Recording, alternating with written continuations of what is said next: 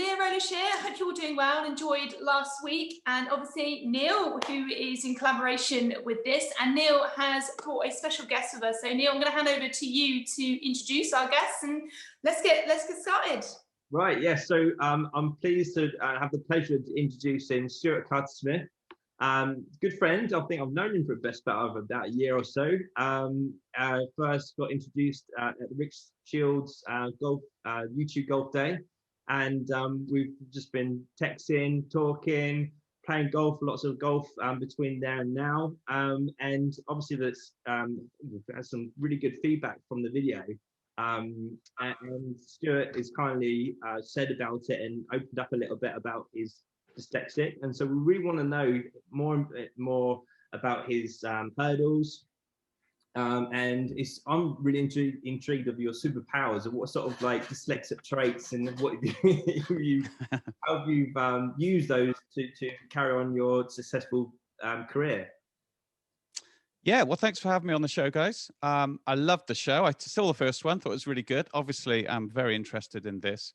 But I guess starting back from the beginning, I found out when I was at school that I wasn't a particularly good reader. I was quite good at creative writing, but not very good at all at reading. So if you gave me a sheet of paper to read, even now, I don't know, maybe half an A4, I would struggle. And the more people in front of me, I would struggle even more. So, and I was never actually diagnosed. So I kind of went through school like I've sort of reverse engineered this. I've got to this point now, and I worked back maybe when I was about maybe 30, 35, I realized that I was a little bit different to kind of the kids at school that I seem to remember back in the day. And it was always never really a problem for me as far as later on in life. Like I've never needed the skill of reading and that kind of linear vibe that everybody's quite used to doing from school. I've kind of, whether I've sort of sidestepped it and done other things, I don't know, but my interests took me to different places. But back in the school day, it was very tricky because I was a terrible reader and I would get worse and worse under pressure. So obviously, you know, exams and things like that, I would always wonder how everybody did so well in English when they kind of blitzing through exams and I was really struggling even reading the questions. So that was a little bit weird, but I knew I was very good at science. I was one of the best guys in the school at science, which was weird, but it's very practical. So I worked out very young that I was very good with my hands. So I was kind of an elite tennis player. And I mean, I played the snooker. I got 100 break at snooker. I've had 180 at darts. So anything that I can sort of do with my hands and hand-eye coordination, anything that has any sort of depth of field, clay pigeon shooting, that kind of thing, I would always be very good at. And like my friends would often come to me and sort of always good at everything. But obviously I was only good at those things. But I never put two and two together. I never worked out until very much later on, very recently, that it is connected with dyslexia. And when you say about like superpowers, you're dead right, but I never knew about them. So I was never diagnosed. I never really worked out. I thought maybe I just wasn't a very good reader. And because I wasn't a good reader, I never sort of pursued that. I would never read books. I think I've read maybe 3 books in my whole life. And so I kind of, it was always such a struggle and still is. It's, you know, I've got to read the same page 5 times to try and take it in and to try and follow a story. And I would kind of get through one paragraph and then think, I've just sort of read that, but I got no idea what it was. So I got to go back to the beginning again and do it all again. So I'm still at that stage, obviously, but I am very aware of other things. And that is that I've always been good at looking at a big picture of something. So when I left school, obviously I went straight into the pro scene. And so it was kind of, you know, get the handicap down to scratch and do the PGA. And then I kind of quickly got a little bit sort of frustrated in that environment because there was quite a lot of sort of sporting negativity in amongst that. I think I spoke about this before. It was very individualistic and it was very, you know, you go to a tournament and if you're doing okay, everybody don't really want you to do very well. So I sort of felt the weight of those guys wanting you to do poorly. And so I thought it's not a great environment for me necessarily at that point.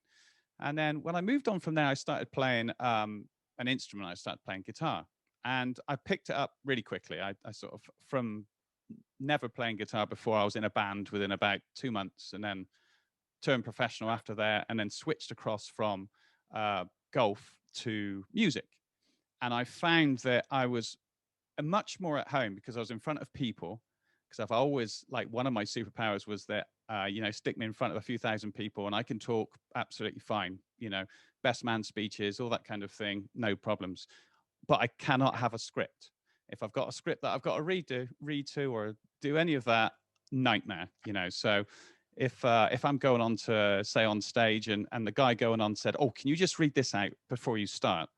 That's me gone. Nightmare, Whereas if someone said, "We've got 50 minutes to fill, just go out there and kind of keep them happy," no problem. So it's very much a weird kind of sort of setup that I've got in my own brain, and it's obviously to do with dyslexia. So I was very good with my hands, and so I picked up guitar. I was very good with my ears and music, and it just came very naturally and easily to me. And I enjoyed that giving aspect of everybody in the room wishing that you're going to do well, as opposed to all your competitors hoping that you're going to do poorly. So that was the kind of flip for me as far as music's concerned. And then I got into, I started to run a music festival. So it was like a 3-day festival, and people would turn up in camp, and did that for 19 years. So I really enjoyed overseeing everything. So, I would, organize the tents, organize the food, the trailers, the bars, the musicians, the stage, just everything. You walk into an empty field, and basically had to try and piece all that together over about 6 months, and then we'd have the event. And I've always kind of done things a little bit like that in my brain. And again, I didn't realize that it was closely related to dyslexia, because we look at things sort of like, holistically. We look at like the whole picture rather than a small linear part of what's going on. And so I've always sort of enjoyed that. And many of my friends would say, I mean, I just don't know how you can take on this thing. Like, most festivals are run by massive teams of people, and you've got Brian on the end who's sorting out the toilets, and the guy in the middle is doing this and doing that. But I sort of quite liked overseeing the whole lot. It wasn't like a power thing. It was just, I was sort of used to seeing it as a whole, as a big picture. And so I feel that that's a really good kind of superpower, if you like.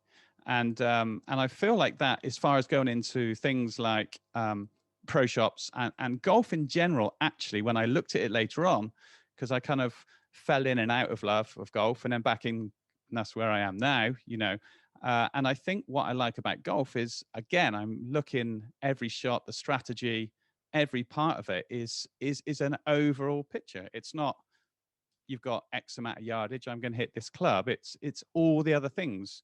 And we kind of don't know in our brains that we are working those things out all the time, even if you're good at it or not.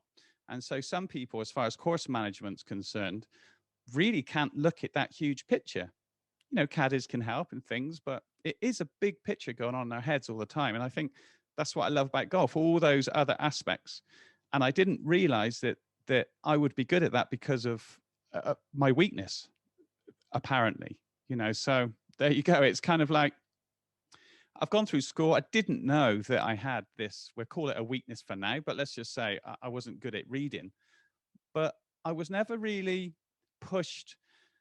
I was never really kind of, that my support team, and including my parents, didn't see the good things, that are actually so good that many more people couldn't do than the people that can read, if you know what I mean.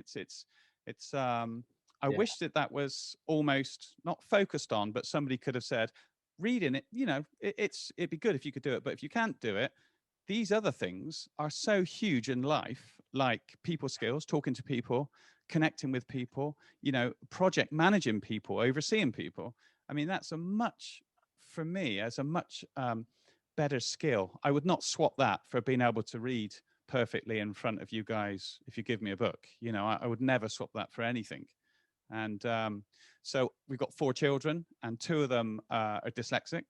And it's amazing because the 2 that aren't dyslexic are very intelligent, very studious, really good at kind of that side of things. And the 2 that aren't, the 2 that are dyslexic are sort of super outgoing, bubbly. They're probably, you know, I think my daughter will probably end up in some sort of presentation type thing later on in life. I mean, she's only, you know, sort of 12 now, so she's young, but at least you can see straight away that she's a performer. She's not scared of meeting people.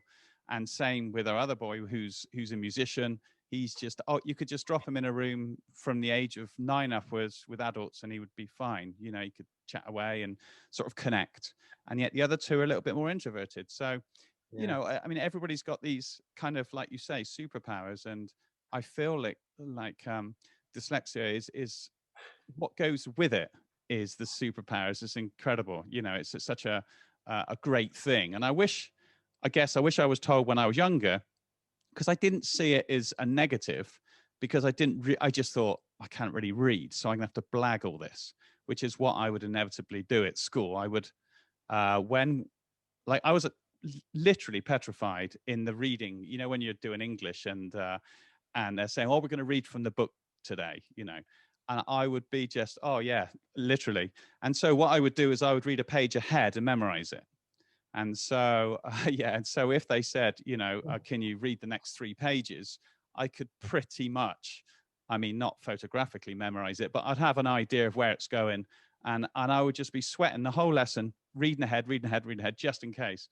And I just wish the teachers would have said to me at the time, like, don't worry, I'm not going to ask you to read, but, you know, read along kind of thing. It would have made things a lot better. And there's been many aspects of things, but now I'm able to say, oh, I can't read that, I'm terrible.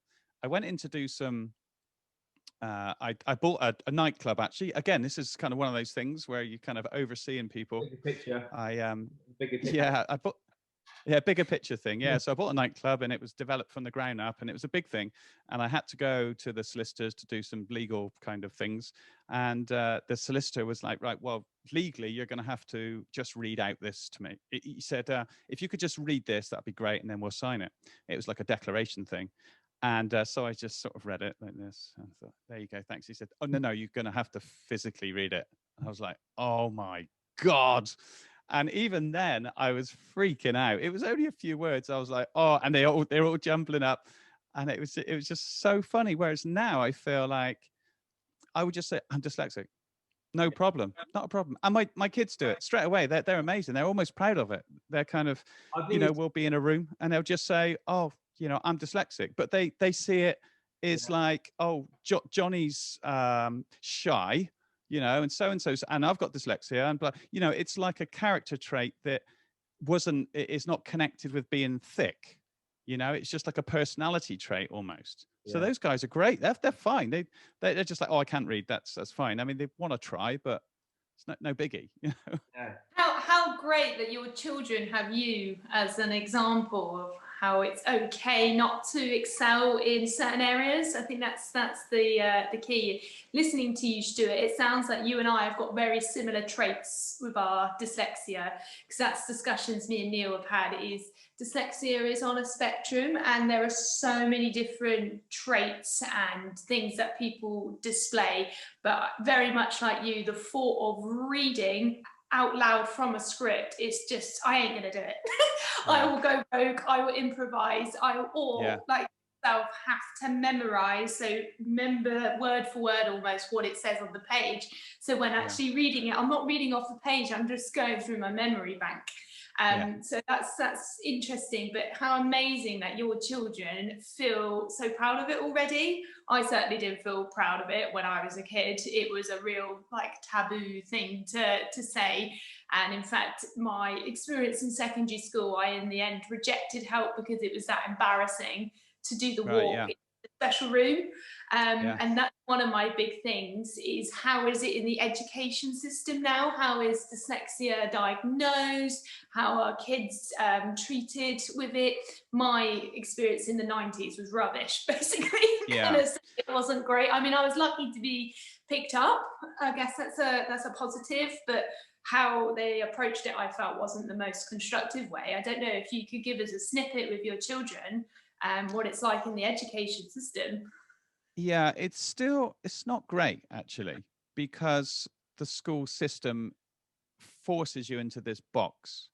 and most people are in that box. So the teachers, I used to teach in the school as well as a part when a musician. I used to teach music. So you're applied the pressure to get everybody to kind of do the curriculum as it's set out. And unfortunately, the ones that can't read, it's such a struggle to communicate with them as you normally would. It makes it so difficult. So it is still very hard, and the resources are very, are small. But what we've had to do is to pay privately for them to be kind of recognized. And that's not cheap. It's kind of £1,000, to just get them to, and you talk to the school, and they really don't want you, they seem to be adverse to recognizing it. They do everything they can to make sure, or to try and not have dyslexic children in their classes, which I think is the wrong way of going. It should be like almost the other way.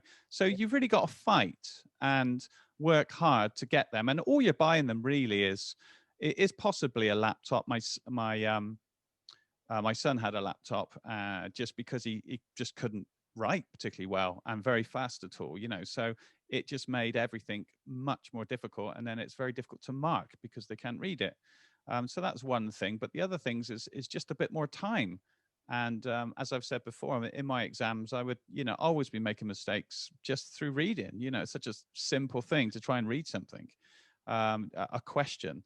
And yet that can just throw you off so much. It can ruin what you have got. Because my creative writing, I mean, it's only a couple of years ago that I was like invited to write for a newspaper just because of, and I didn't tell them that I literally can't spell, or, my grammar is awful. So I'd get like my partner, Maddie, she would kind of grammarize it. But I feel like what's coming out of my brain is like far better than what most people's kind of things are. So although, I'm the dyslexic one, if there's something to be written to promote something, or to put on a website or anything like that, I'm always the first in there to get it going, because I've always had that creativeness to be able to like think up the ideas. So again, that's kind of another superpower, which I didn't really want to show back in the school days, because you then get pushed forward to do more of the stuff that you're not good at. Yeah. So, it's kind of give and take again. But like answering your question, it's still very difficult. There's a bit more support.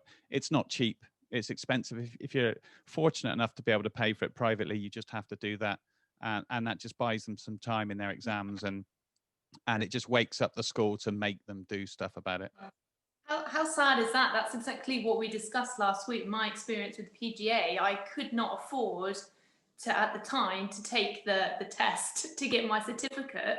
Right. And I just think it's highly unfair that in education, whether it's in primary, secondary, further education level, that you have to pay for something that's not your fault, you have no control over. Like, none of us have the genes, it's just one of those things.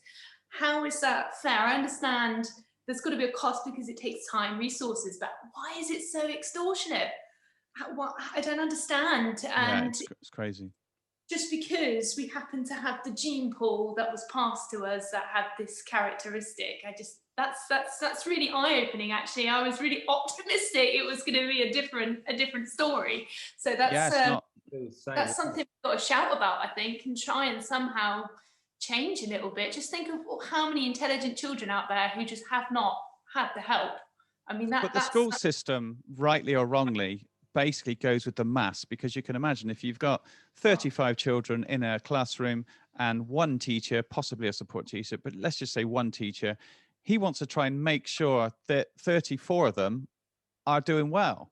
And if there's one or two that are not doing well, I mean, you try and give them a bit of support, but they're going for the bulk. It's numbers, it's the pressure that's on them all the time, and it's bad, really, but it's like anything else, Definitely, the system needs to change. That's literally just before you joined us, me and Neil were talking about the system itself, the education system. It's very outdated and based on something that was, 200 years old and ideal from the Victorian era. So it certainly needs to be looked at differently for sure. I think that's the big thing I'm learning now, is how poorly it hasn't changed. And you say a small number, but I think on average over 10% of people have dyslexia or some form of learning difficulty, and that's quite a big percentage. And depending on the spectrum. So myself with it, I didn't need to have the laptop. I didn't need to have a scribe necessarily. I just needed a bit of time to show me a technique of how to read. Essentially, I just needed that extra time, not a lot, just on how to develop those skills. So sometimes obviously it is a case by case, but I would say majority of dyslexic students only need just a little tweak here and there of how to learn. So because our brains process things a bit differently. Yeah. So obviously productive learning with a person on the whiteboard writing really fast, that's not going to work. But if they were perhaps given a video to watch and they could rewatch, pause, etc., they would be able to do that. So how in this modern age with iPads, etc., how that can be provided, surely, even if it's yourself buying the iPad, if you can take that into school and have the earphones and watch. I don't know. This is my brain simplifying everything, I think. Yeah, I think I'd like to see the support of what they are good at, because the kids out there, if anyone's watching this, I mean, being dyslexic is an absolute bonus in many parts of your as a person. I would say if I was going to give away a percentage of how cool things were, if I give away the reading and get 80% of the things that I've got, I'm just so happy. But I never really knew that. And nowadays you can go up to a dyslexic kid and say, like, literally, you're going to do so well at these things because of this. And then they will see it as a positive. They will see it as there's industries that are taking on dyslexic people because of their holistic thinking. There's dyspraxic people as well. There's lots of different things that kids will excel at throughout the rest of their life, whereas they're sort of put in this little pigeonhole when they're at school and they think they're no good, whereas they're super good at things that other people could not be good at, Awesome. I love it. So Neil, I don't know, we're running out of time, I think, a little bit. If you anything add.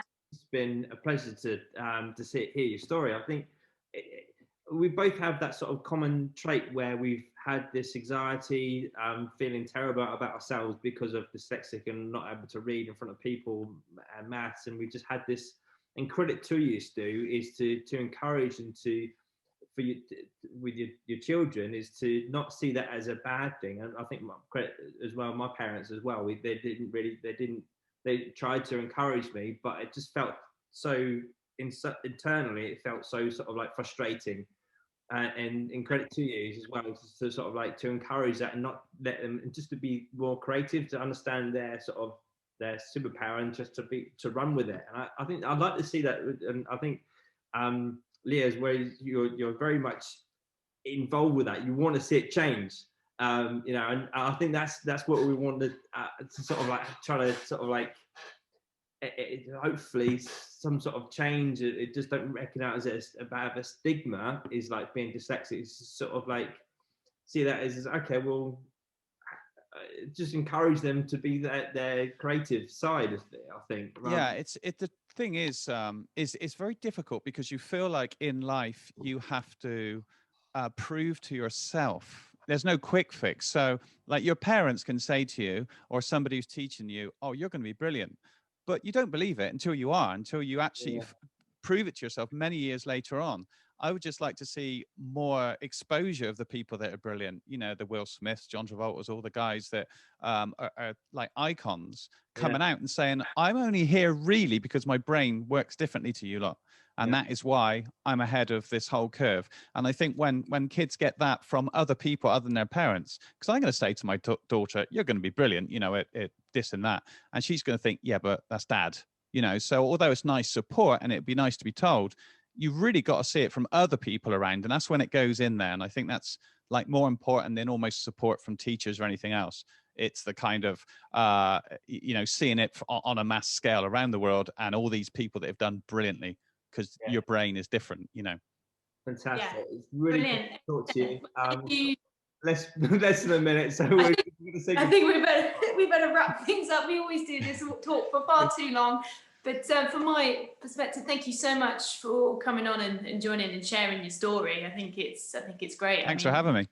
You've done so much in your life, and it's really inspiring. So thank you very much. Good. Thanks a lot. Thanks for having me on. I agree. Nice to see you, Stu, and I hope to see you soon. Cheers, guys. Yeah, hopefully. See you again. Take care. Thank you. Bye. Bye, Yes. everyone. Bye.